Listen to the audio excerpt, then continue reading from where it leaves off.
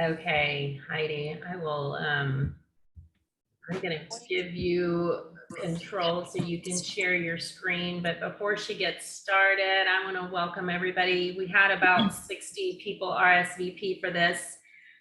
So obviously a really important topic and information that everybody wants to get. So we appreciate Heidi taking her lunch hour today to share this information with us. I'm Kim Rocha. I'm the Executive Director of Down Syndrome Partnership. And for those of you who are on here, Ashley, pronounce your last name again. In my head, it's very different. Ashley is our new outreach coordinator. So she's the one that's going to be scheduling programs moving forward. So you'll see her name and her face around a lot too. And for those of you who don't know Heidi, Heidi is a parent of two beautiful little girls, one of which has Down syndrome. And she works for Kelly Hart and Hallman and was also previously on our board and served as our board president for 2 years. So we want to welcome Heidi, and I am going to give you control somehow. I think I've got it. Oops. I do. How do we do this?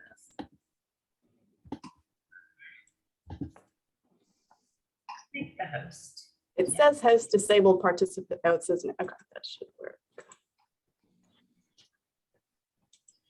So what I'm going to encourage everybody to do is, if you have questions as we go through, if you want to go ahead and put them in the chat, and make sure you are on mute for background noise and all those things. And I will turn it over to Heidi. All right. Thank you, Kim. I appreciate it. And just a big thanks to Kim and Ashley for all the work you guys are doing and for the great board that is in place now. They do a ton of work, and it's such a great combination of self-advocates and family members of people with Down syndrome and members of the community, and that combination really creates some great synergy to create great programming, and I'm grateful for everything you guys are doing, so thank you for that. Can you see my PowerPoint? Does that look right? Okay, good. All right, so we are covering a broad topics today. I'm going to try to hit a pretty high level overview, but also give you enough information to, walk away with something hopefully in your pocket that'll be useful for your family. A little bit about me, my two girls, and very importantly, Sparky there, who's really the leader of the family. I'm a former teacher, now an attorney, and my focus of my practice is estate planning and probate. And like Kim said, I served on the board. And my goals for today are really to provide you, like I said, with a broad overview of some of these legal issues that are relevant to the lives of people with Down syndrome and to preserving their rights and public benefits. So with that, we're going to start with guardianship, and then we're going to talk about planning with special needs trusts. And really just to update you on developments in the law in those areas, and also changes that are being advocated by self-advocates and other advocates in the area. And so my purpose is really, it's not to be able to provide you with the answer for guardianship or exactly the plan for your family, but just to help you have a better overview of the legal structures that are in place in these areas so that you can really be a more knowledgeable consumer of legal services, which is important in these areas. And also to help you advocate for change. And there's a lot of legislative changes that have happened over the years, and they've been pushed by self-advocates and people who are family members of individuals with disabilities, and we are those people. So starting with guardianship, okay, I'll be honest with you, y'all, this is a bit of a minefield. It is, guardianship is not a black and white area of the law where I can tell you what all of the answers are. You could talk to someone who could tell you, and some of you probably have been in the situation where a doctor or maybe a person in your school has said, you absolutely have to get a guardianship over this adult child. So they're saying yes, guardianship, and you might have talked to some people who say guardianship is not necessary and needs to be eliminated.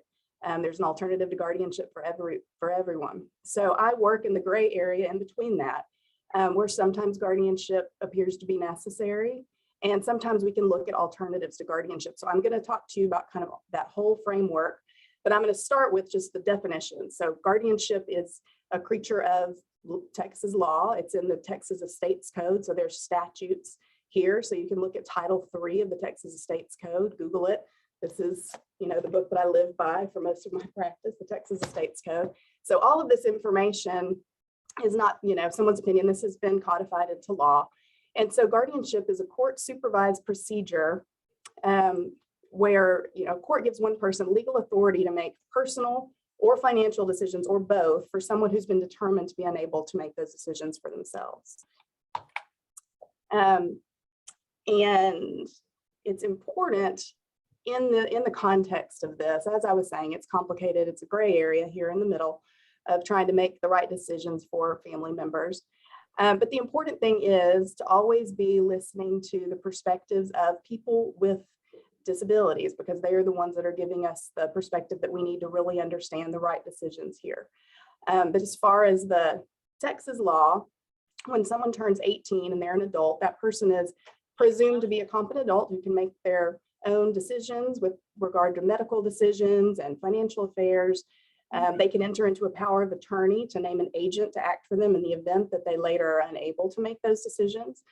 And if the person is determined by a physician to not be able to consent to medical treatment, then they might say that that person needs to be under a guardianship and have a court to appoint a person to serve as that guardian. So the guardianship application process looks something like this. So you can hire an attorney who handles guardianships, and they will file an application. Sometimes instead of that, a suggestion of need is filed with the court, and the court will proceed to determine whether that's necessary. As a part of that application process, you submit a certified medical examination from a doctor that says whether the individual is completely incapacitated in the determination of the doctor or partially, so that there's an incapacity determination. In that application process, the court appoints an attorney to represent the proposed ward. That person's called the attorney ad litem. The court has an investigator. That court investigator comes to your house if you're talking about your adult child, and they come and see what their living situation is like, and they make a determination about whether the person applying for guardianship is the proper person. Then there's a hearing, and it's an evidentiary hearing where you have to put on sufficient evidence to prove the required elements, which are incapacity of the person, that there is a necessity for guardianship, and that there are no alternatives available to avoid the guardianship. Now, if the guardianship is approved, then the person who is applying for guardianship receives what are called letters of guardianship, and that's their authority to act and make decisions for this person who's under the court-created guardianship. And so each year that person has to file an annual report. If it's only a guardianship of the person, so just making decisions for their medical care and just their daily living, then that annual report is easy to fill out and doesn't require an attorney. If this is a guardianship of the estate where they're controlling their financial assets, then there's an attorney is needed to prepare an annual accounting. So that's more detailed. The court has oversight over this person's life now, and they enter into the house when they need to find out, they request to be able to consider the situation, look at the daily living of this individual, and so they can make suggestions. Sometimes those are difficult for people. They might say, well, we think this person needs to be going to a day hab center or needs this additional support, and so that's a part of the guardianship process. It's having that court oversight. So there's some pros and cons to guardianship. So the pros are, you can imagine that maybe an elderly person who has dementia that develops, that there could be people that might try to take advantage of that person financially. And so, setting up a guardianship can protect a vulnerable person from that kind of abuse or exploitation. And it can help the person handle their business affairs and that sort of thing. And there's court supervision. Some of the cons are, it is the most restrictive action that you could take to protect someone, to take away their basic rights. It's costly. So an evidentiary hearing can cost around $4,000. There's filing fees, court fees, that court-appointed attorney is also paid. And then, just on pros, I've got court supervision, but also on cons, we've got court supervision. The court is then involved in the family's life and has some input into how the family is managing the guardianship and the life of the ward. So because guardianship takes away a person's right, it should be the last and best available choice, right? There should be no other choices at that point. It's not that guardianship is the wrong choice or a bad thing. I've worked with many wonderful families through guardianship proceedings where it was necessary for their adult child or their parent, family member.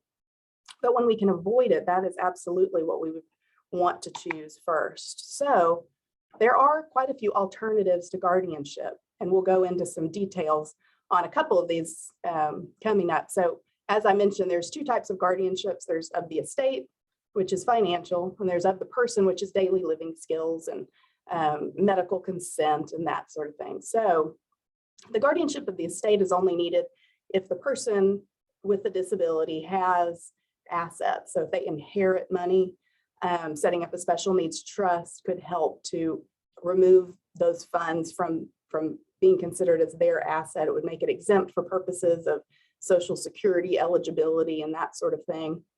That second one, establishing joint bank accounts, that one's more applicable to, say, an elderly couple who one of the spouses becomes incapacitated and the other spouse is jointly on that account. They can continue using that account without the need of a guardianship. For purposes of using SSI, a representative payee can be appointed to handle those funds, which is a great alternative to guardianship. And a guardianship is not necessary in order to access SSI funds. Sometimes people get incorrect information about that, but that is the case. You can have a representative payee manage those funds for someone. And then a financial power of attorney in the event that someone can name an agent to act for them in the event of their later incapacity, they could name an agent that would then be able to act for them. And then for the guardianship of the person, in 2015, we got supported decision-making agreements, which has been a really wonderful alternative in the realm of decision-making involving daily activities and really importantly, medical decisions. And I'm going to talk a little bit more about that in the next slide. Medical power of attorney is another one. And then the health and safety code sections for surrogate decision-making provide kind of limited decision-making without a guardianship in certain circumstances.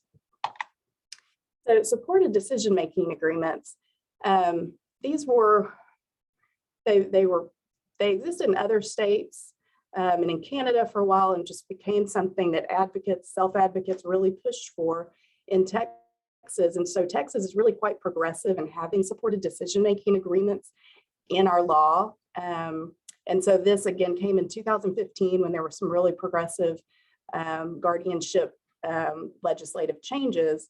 And so the purpose of this is to enable there to be some structure to helping an adult with a disability to name a supporter to help them in making decisions.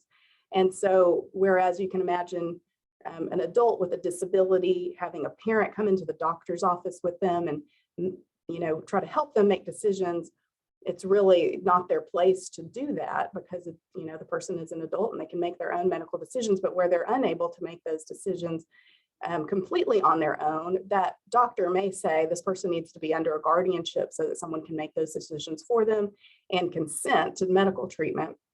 But with a supported decision-making agreement, a person with a disability names a supporter. So they may say, I feel more comfortable with my mom or my dad in the doctor's office with me and helping me understand the process and helping me to make informed decisions and communicate those decisions. Sometimes this is purely communicative. Just because someone can't communicate their wishes doesn't mean that that person needs to be under guardianship, right? So to be able to name a person as a supporter and that person can communicate in both directions, help them understand and also help the person that they're dealing with, whether it's a medical professional or whomever, help them understand their decisions. And there's a Texas Estates Code site there because it's a statutory form. You actually don't need an attorney to draft this document for you. You can find it on the disability rights website and the ARC of Texas website. There's kits that describe it and explain it. Sometimes in more complex situations, say you've got an adult with a disability who has a significant medical issue. So it's kind of the rubber is hitting the road as far as decision making in that context. It's sometimes there's some value in having an attorney prepare this and be able to support you in using it. But you don't have to have an attorney to prepare this document. Hey, Heidi. Yes. Before we move on from that, we had a couple of questions. Michelle Coster wanted to know if you can revoke the guardianship and how. So it's you can have a restoration. So one person who does a lot of these, if you know Angela Harvey, she's an attorney who also has an adult son with Down syndrome. And in the last, I'd say, decade, she's worked on a lot of restorations.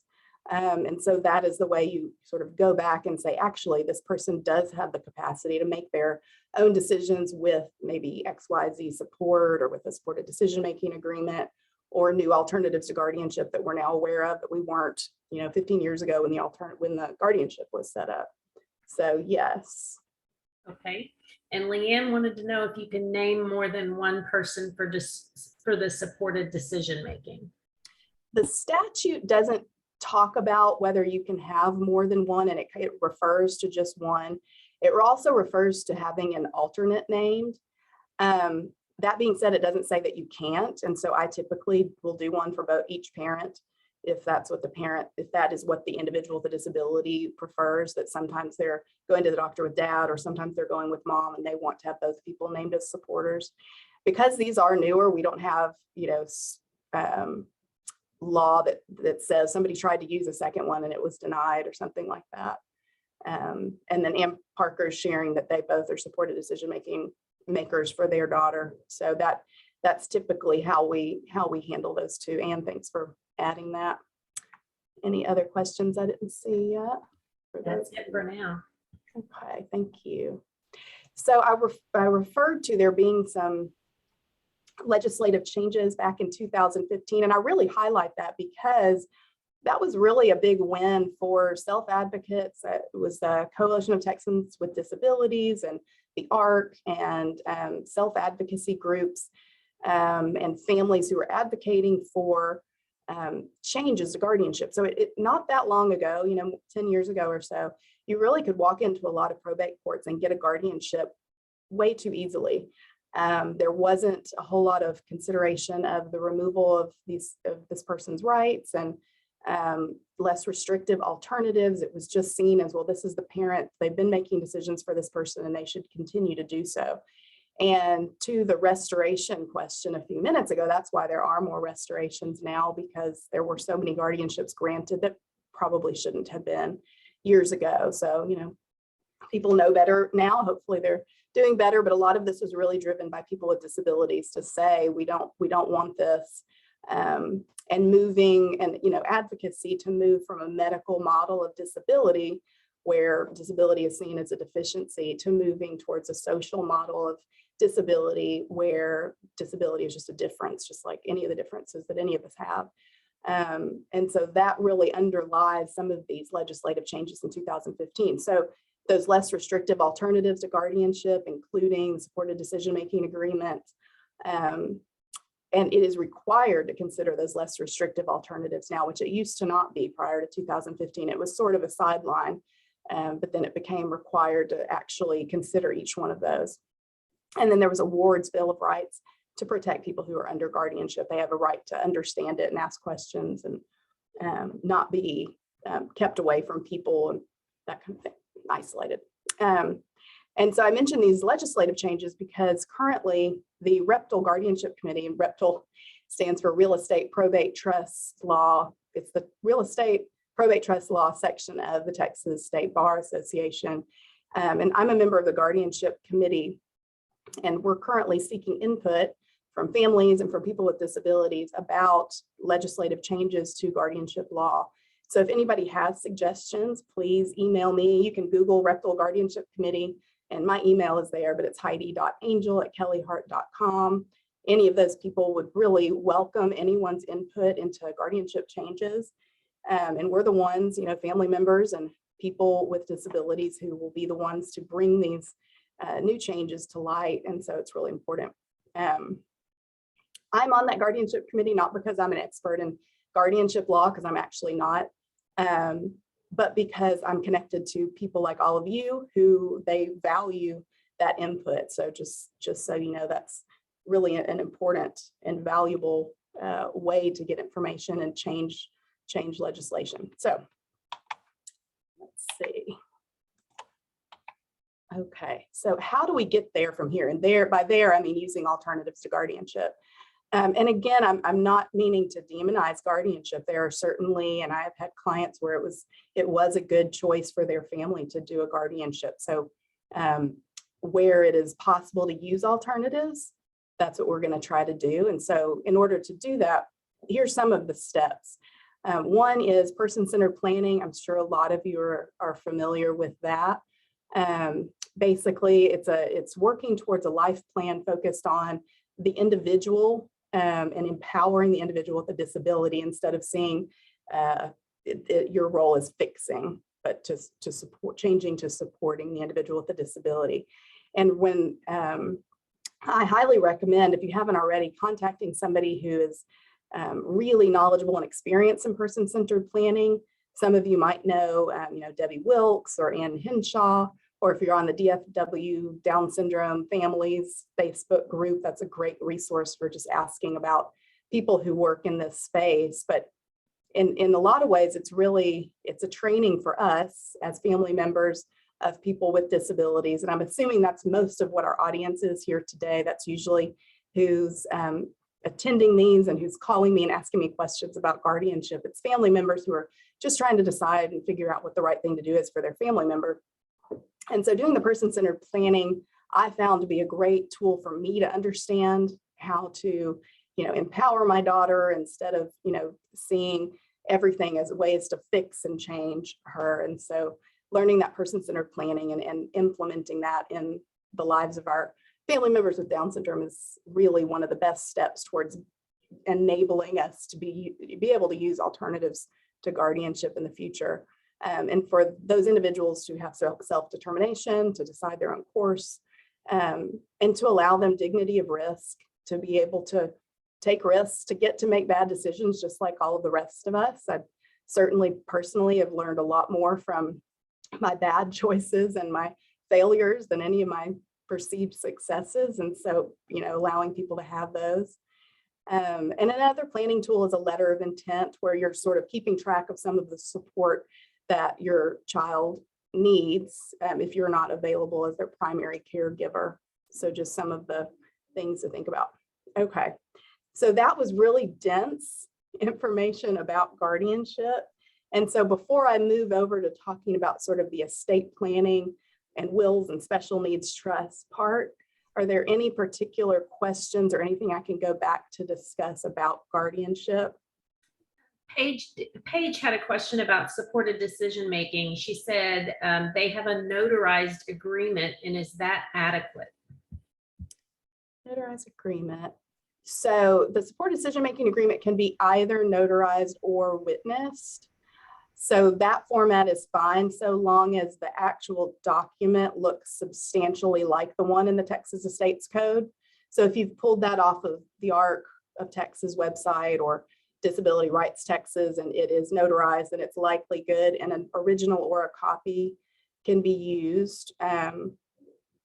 So if did that answer the question? I think it was the notary. So long as your format is basically that's in the Texas Estates Code, that should be adequate. Yeah. I think that's all for now. Okay. All right. And I'll just share with you, I just get calls from people where they've been told either by a school because their child's about to turn 18, or they've been told by their doctor because their child's about to turn 18. I'm speaking specifically parents of children with Down syndrome who are about to become adults. They've been told, you need to go get a guardianship. And so I hope that what I've conveyed is maybe you do, but also we must consider alternatives to guardianship, and we must consider person-centered planning before we really know what the answer to that question is. And so because it is an area of law that's pretty nuanced, and you get a lot of perspectives from medical, legal, or schools that might not actually be accurate. I think there's a lot of anxiety over this question. And so to just go back to the basics of what this person needs, look through those alternatives to guardianship, and see if there's something you can put into place to avoid guardianship as long as possible. And so that's really what I wanted to convey to you about that. All right, so let's talk about wills and trusts a little bit. Okay, you already have a will, even if you don't have a will. The state of Texas has provided it for you in the estates code. Now, I don't recommend sticking with that will because it may not do what you want it to do. It's quite costly and time consuming and difficult to go through a probate if you don't have a will, because you've got to, the court has to determine who your heirs are, and it's they have to appoint an attorney. It takes a lot of time and a lot of heartache for families. So, and if you have a child with a disability and that child is eligible for government benefits and they inherit money, then they will now be ineligible for those benefits. They'll have to spend down that inheritance, whatever it is, and then they'll be eligible again.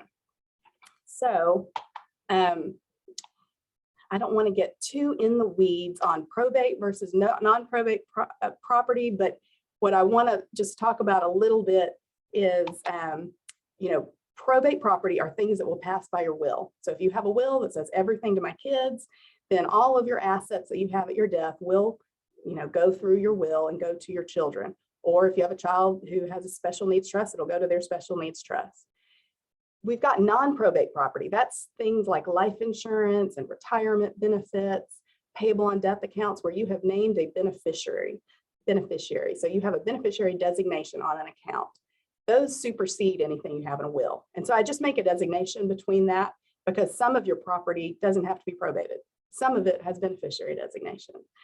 The other things will need to go through the probate process. And so that's important because when you're thinking about how title changes, so title to your house, your car, your bank accounts, they'll change according to either a beneficiary designation or they'll pass by the process of probating your will.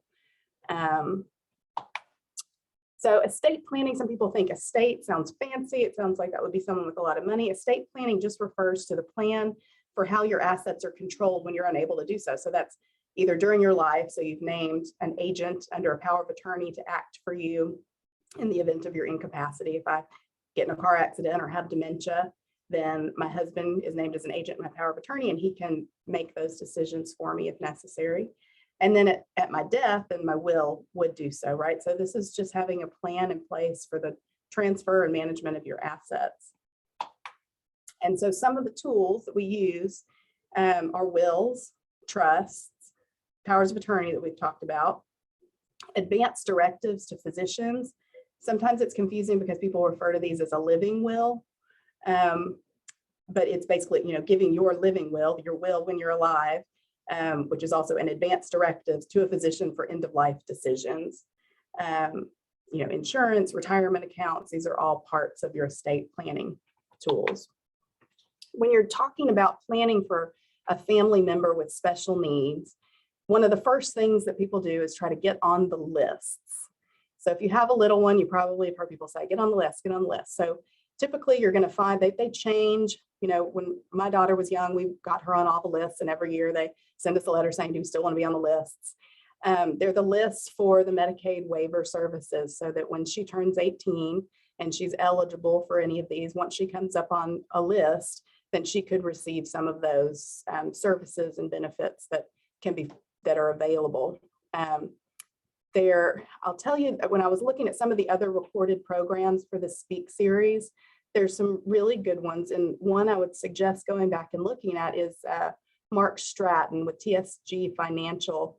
And he goes into some detail about those lists and how to qualify for those. And they're through Health and Human Services, so you can look those up on that website. But MDCP, the Medically Dependent Children Program, and some of those other public benefits are available. So getting on those lists is important. In order to maintain eligibility for any of those programs, once a child is on it, some of them are means tested and some of them are not. So means tested meaning they're going to look at what their assets and their income is. For any of the ones such as SSI, that is means tested, so they can't have over a certain income level or over a certain asset level. And so that's where we're dealing with the estate planning side. So if you pass away, and as I was saying, your child with a disability inherits your property, then they would be ineligible for their benefits, right?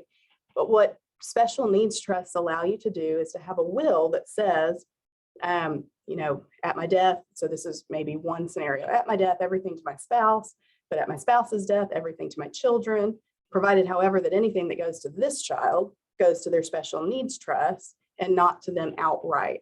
So then you have the special needs trust, and it has all of the provisions in it that make it an exempt asset for purposes of SSI eligibility. So then the special needs trust is funded and the child does not lose eligibility. The adult child does not lose their eligibility for those benefits. And that's important, obviously, because then instead of having to spend those assets down and just lose the inheritance, they're able to receive SSI and then use the special needs trust as a supplement to their life. So it's a way to enhance their life, to provide, extra assets, necessary assets usually, so that the person with the disability is not forced to live in poverty, which is basically what the system is set up to force to happen, to be eligible for those benefits and for Medicaid. And you, as a lot of you probably already know, if you're eligible for SSI, so even $1 of SSI because of being a person with a disability, then you're automatically eligible for Medicaid. And so that is really an important aspect of the special needs planning. Another piece of it is, let's see, how would a grandparent leave funds to a child with disabilities? Okay, thank you, Brandy. I see your question. So a grandparent could do the same thing. So let's say you've set up a special needs trust for your child. That grandparent could reference the special needs trust in their will and their estate planning, or they could have a separate one. All right, The distinction would be that when you set up your special needs trust, you're going to say, just like you would with any trust, you would say, well, at the death of that beneficiary, then the remainder of the assets in the trust will go to whomever, their sibling, whoever you want to name as the remainder beneficiary after their death. So if the grandparent is in agreement with what your trust says and they want to reference it in their will, they can absolutely do that, or they could set up their own. It's okay to have more than one. So then another way to create an exempt asset so that someone still retains their eligibility for public benefits is ABLE accounts. And ABLE accounts, I'll highlight again, it's a place where self-advocates and advocate family members of people with disabilities really push to change the law to enable people with disabilities to have a little bit more flexibility with dealing with their eligibility for SSI and Medicaid. So ABLE accounts were really pushed a lot by National Down Syndrome Society. And it was ABLE accounts, and I'm going to get into them a little bit in more detail on another slide, so I'll hold off for that, but I'll just mention it now. ABLE accounts are one. Letter intent that we mentioned earlier, person-centered planning, and alternatives to guardianship. These are sort of all combined as part of our special needs planning. So let me just give you a little special needs trust 101. There are several different types of special needs trusts. So there are self-settled and there are third-party special needs trusts. There's also ARC, pooled trusts. So you might have heard of some of these. And so I'll try to clarify the differences between them. So a third-party special needs trust is the one I just described, where I set up in my will that anything that goes to my daughter would go to her special needs trust. And I set that up in my life. And then at my death or my husband's death, it funds the special needs trust. Those assets, my estate, are never in her hands. So those are never her assets. So in that scenario, it's considered a third-party special needs trust because it's funded by a third party. It's not her own money. Now it's in the special needs trust. So the benefit, like I was describing before, is that I can name her sibling as the remainder beneficiary at her death. So, and a third party special needs trust does not have Medicaid payback. The third party, or sorry, the first party or self-settled special needs trust, the downside of that one is that it does require Medicaid payback, which means that at the death of the beneficiary, before anything can be paid out to a remainder beneficiary, Medicaid has to be paid back for any services that have been provided to that beneficiary during their lifetime. And so that could wipe out whatever was remaining in the trust that you funded with your estate. But so in scenarios where I have a client come in and so a parent has passed away and a person with a disability who's eligible for public benefits has now inherited money, sometimes we will set up a self-settled special needs trust, or we'll send it to an ARC pooled trust, which is handled in a similar way. And so you do have that downside of the Medicaid payback, but at the same time, it will preserve eligibility for benefits during that beneficiary's life. So that's the distinction between the self-settled and then the third party special needs trust, which you get if you've done the planning. It preserves eligibility for SSI and Medicaid. And I just have to note that advocates are working to eliminate this need for special needs trusts. Again, it's seen as part of this medical model of disability and this feeling that people with disabilities are always having to play mother may I and ask for everything that they get. And so I just like to mention that because there's a lot of advocates that will say, I don't want to hear about special needs trusts because we shouldn't have to use them. I don't disagree with you, but that is the system that's set up right now. Okay, ABLE accounts. You might have heard of 529 accounts, and you might use those as college savings accounts. An ABLE account was created as an amendment to Section 529 of the tax code. It's actually 529A. And what it does is it's kind of like a special needs trust. It's limited in what can be in it. So you can only make a $16,000 contribution to it per year. It can never have over $100,000 in it. So, and it has Medicaid payback provisions at the death of the beneficiary. So it's not really an investment and savings vehicle, but it is a great tool for flexibility for the person with a disability to be able to use their money from the ABLE account, because it's much more flexible than the special needs trust. So with the special needs trust, they're having to ask a trustee for distributions for their supplemental needs. With an ABLE account, often there is a debit card. Of course, it can be monitored and supported by someone who sets up the account for them, but it does have a lot more flexibility. This was legislation that went through several years ago. I want to say maybe 13, something like that, federal legislation.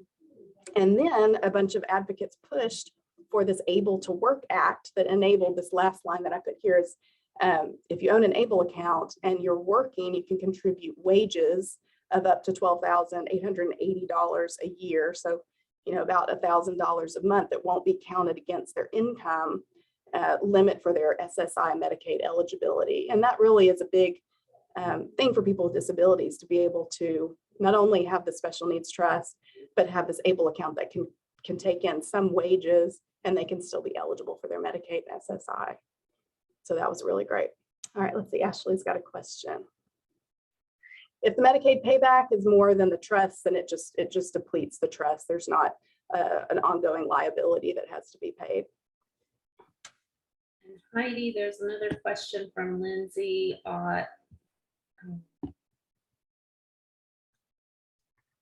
She says, we have a testamentary trust in our will for our son with Down syndrome, so the trust will only be created on our death. I get confused. Will filling out beneficiaries for things like retirement accounts, do I refer to the trust?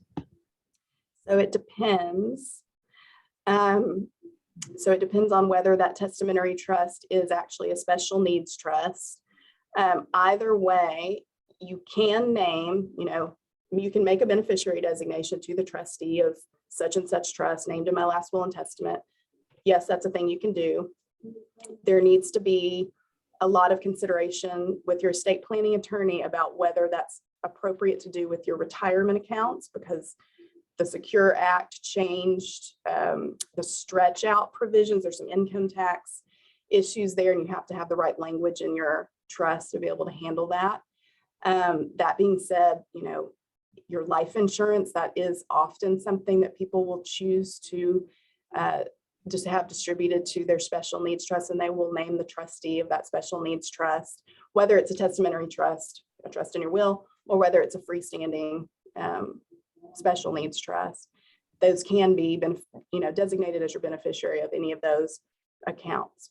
Now, whether you should do that or not is a much more complex question that would have to take your documents into account, the language there, and other things. But in general, yes, that's possible. And it is confusing, and I always spend quite a bit of time consulting with my clients about how they should make their beneficiary designations on those types of accounts. So consult with your attorney on that one.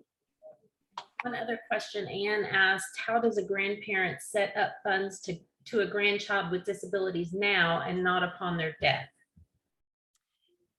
That's a good question. I know people really like the idea of setting up a specific account. They really want that, the feeling that there's this account for this child.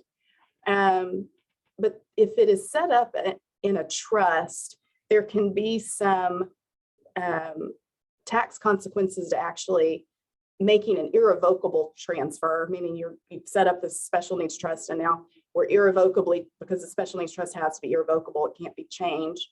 That's just part of the terms that need to be in it. So if you do that, then you've got some tax reporting and some possible tax consequences to doing that. And so my counsel typically is that you have your will or your beneficiary designations dictating what is going to flow to that special needs trust at death.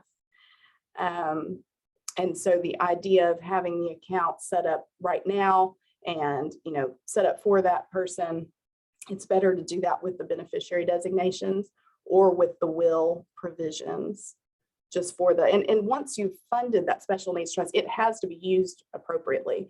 And there's quite a few rules about how it's used so that it doesn't affect the eligibility for that individual. You can't use it for, shelter. There's some, specific things. So anything that SSI provides, the special needs trust is just supposed to supplement and not also pay for, because the idea being, if you can pay for all of these things, why should SSI pay for them? And so you can really get in a risky situation with losing SSI availability if you were to fund that special needs trust during life and try to administer it during your life. There's just some benefits to not doing that. So here's some specific about ABLE accounts. Right now, in order to be eligible for an ABLE account, the person's disability must have started prior to the age of 26. No problem for our family members with Down syndrome, but for other people that can be an issue. But the account can be opened at any age. It's just the disability has to be prior to age 26. There are advocates that are trying to expand that to a later age. The annual limit, $16,000 this year, and then the total limit, $100,000. Once there's more than $100,000, then there's SSI eligibility issues. It's cash only, and then, as I mentioned, the Medicaid payback. All right, and then the distributions from an ABLE account are for qualified disability expenses. Pretty broad, much more broad than a special needs trust, which is why a lot of us are really liking the use of the special needs trust with the ABLE accounts, because the special needs trust can actually make distributions into an ABLE account, and then the person with the disability can use a debit card, or however it is set up best for that person. They can use it much more easily for a broader variety of expenses. A great resource to look at is ablenrc.org that I list here. It's the ABLE National Resource Center.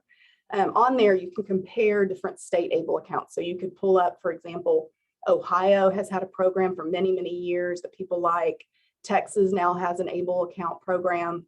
I happen to have gotten one in Massachusetts. It was run by Fidelity. I mean, you can pick several and compare them, and you can see who runs it, what kind of fees there are, if there's a debit card option. It's a great resource for looking at that. And if you have a young child like we do, I set up an ABLE account, but it's barely funded at all. It just sort of exists because I wanted to already have one in place, but it's not something that I'm saving or accumulating any money in. So that's usually my suggestion to people. So any other questions at the moment? I'm looking back here. Yeah, you just got one from Michelle. Okay, if the special needs trust is not Medicaid payback, so if it's a third-party special needs trust, and ABLE is, how does that work when you move money? Trust. Oh, and ABLE is, okay, when you move the money in from the trust. Okay, so when you move money, the question is, so I was saying that ABLE accounts do have the Medicaid payback. And then I was saying that the special needs trust, if it's a third-party special needs trust, does not have the Medicaid payback provision. How does that work if you're moving money from one to the other? Okay, so say the third-party special needs trust is being used for the benefit of someone, and then the trustee decides that it would be great for that person to have some funds in their ABLE account. So let's say they move a few $100s over to the ABLE account. The idea would be that then they could use that, right, and not accumulate it. Because now you've taken an asset that doesn't have Medicaid payback provisions from the special needs trust, you've put it into an ABLE account, and that does have Medicaid payback, so you just want it to be utilized. So it's kind of a short-term turnaround on the ABLE account is the idea.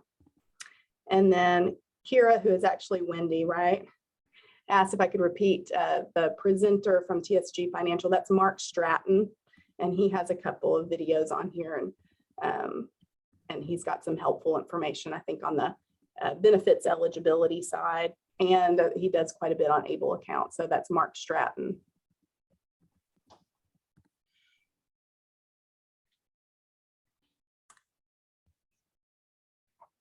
Let's see, one new one is, Ashley says, is the special needs trust more limiting on what you're able to spend money on than an ABLE account? Yes. Yeah, the special needs trust has more scrutiny from Social Security Administration than the ABLE accounts do. The ABLE accounts, there's a list of qualified disability expenses actually in the statute, and you can use it for healthcare, transportation, education, food, legal fees. People are saying housing. I'm hearing some people say housing. I think that could be risky. That's just an area that's still a little bit unclear since ABLE accounts are still somewhat new, and we don't have good case law yet saying that somebody messed up yet, basically. And so I just tell people to be a little bit cautious with housing because that is what SSI is paying for. So, but yes. And my email, I'll just type it here since somebody just asked. It's heidi.angel@kellyhart.com. And again, if anybody has, if anybody's talking to some self-advocates, people with disabilities, people working in this space of advocacy, and has ideas about some, legislative changes that need to be made in the area of guardianship, right now is a great time to express that to me or anybody on that guardianship committee, because we are collecting that information and looking at making some recommendations on some changes. So please share those with us if you have anything that you've heard about or have some experience that you'd like us to try to resolve. The last thing that came up last legislative session was somebody had presented a bill so that, so I told you that you have to put on an evidentiary hearing, and it's quite a process to get a guardianship, and it's costly, which is a good thing, right? It's protective of people with disabilities so that they're not just giving out guardianships left and right where they shouldn't be. But at the same time, sometimes you do have a parent who has an adult child that absolutely needs that kind of support. And then going through that process feels unnecessary. They're having to prove to the court that they've been taking care of this child with very serious medical conditions and that sort of thing. And so they tried to make a fast track sort of an independent guardian process where it was quicker and easier and cheaper. And that didn't pass. but that's just an example of something, that somebody came up with that they tried. And I think that the right result happened, that it didn't pass, but it's a good idea. I mean, I've been in those situations with families where I'm telling them, I said that I know that this feels incredibly invasive, and that you're having to prove that you were the right person to take care of this individual who truly is vulnerable. And I'm sorry that it is what it is, that the process is hard, but we work through it and get through it. So let's see, Mary says, we have 3 children, 2 have Down syndrome. Will an attorney typically bundle their fees? It's different for, different attorneys. I can speak for myself that I don't charge, a flat fee per trust or anything like that. I just charge for my time, and that's typically what most attorneys will do. I mentioned Angela Harvey. She's a solo practitioner in offices in Benbrook. Jason Amon is also a solo practitioner. I think that their rates are really reasonable. I'm in a downtown law firm. Sometimes mine are a little bit higher. I don't know. We don't compare rates because that's not considered ethical. But there's quite a few people working in this space, and so it's worth just checking around to see what people are offering. But typically, it's an hourly rate situation. And when I talk to people, I'm happy to share. I won't talk about rates, this big of a group, but I'm happy to talk to people when they call me and give them a good estimate. And any good attorney will give you a very good estimate of what they expect their time to cost to handle your situation. So. If anybody has any more questions, if they can get them up there in the chat before we let Heidi go have an actual lunch. I really appreciate y'all taking the time to dive into something that I know is not fun, it's complicated, but it causes such anxiety for families. And I talk to people quite a bit who call, and I'm trying to sort through this with them. But I appreciate you doing the work and thinking through it, because our loved ones with disabilities with Down syndrome deserve it. And let's see, it looks like there's a little bit more. Would an ABLE account be a place to put my son's earned income to help save it for my being taken out of his SSI? Let's see. I don't totally understand the question, so if I don't answer it, just maybe rephrase it down there. But ABLE accounts are a great place to put earned income up to that $12,000 limit. So I highly recommend using it for that purpose, because that creates an exempt amount of money that typically without that ABLE account would be counted against them for SSI. So that's a great way to use the ABLE account. As far as saving it for someday, as I said before, I don't think it's a great saving vehicle, just because you don't want to really accumulate a whole lot into it. So thanks, everybody. All right. Yeah, you're such a great resource, Heidi, and we appreciate you continuing to give time to the partnership and the families. Even though you're no longer on our board, we're never going to let you go completely. Please don't. I appreciate being involved. And if you know somebody who needs this information, we do upload these videos and post them on our website. And she had mentioned the one with Mark Stratton that he did last year about the ABLE accounts. That is on our website, posted through our YouTube channel. So if nobody has any other questions, thank you, Heidi, for your time, and thanks to everyone for being here. Likewise. Thanks, everybody. Y'all take care. You have to end the meeting for us, Heidi. I shall. Okay. Bye, everybody. Bye.